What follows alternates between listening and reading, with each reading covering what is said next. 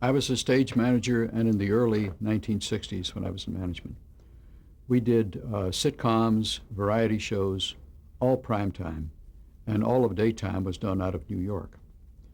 And then uh, we did uh, occasionally one of the game shows would come out here, and on one of them, I noticed that the equipment they were using for the game show electronics to make the displays work and so forth was archaic.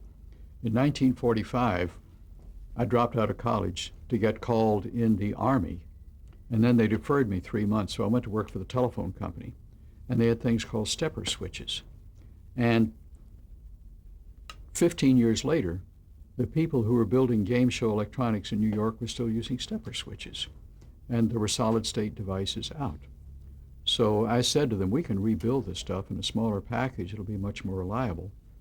And they said, well, could you?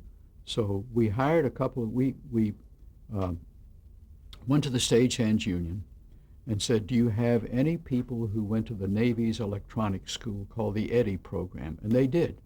So we hired them, and they designed and built many of these game show devices.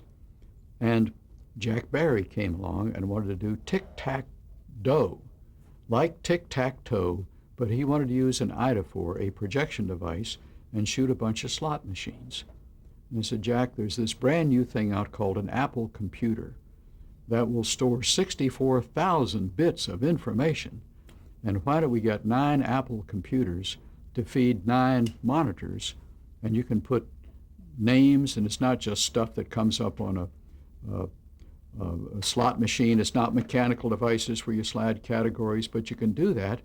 And we can get another computer, an advanced computer called an Altair, that'll switch the feeds of the monitors, and it can jump all around.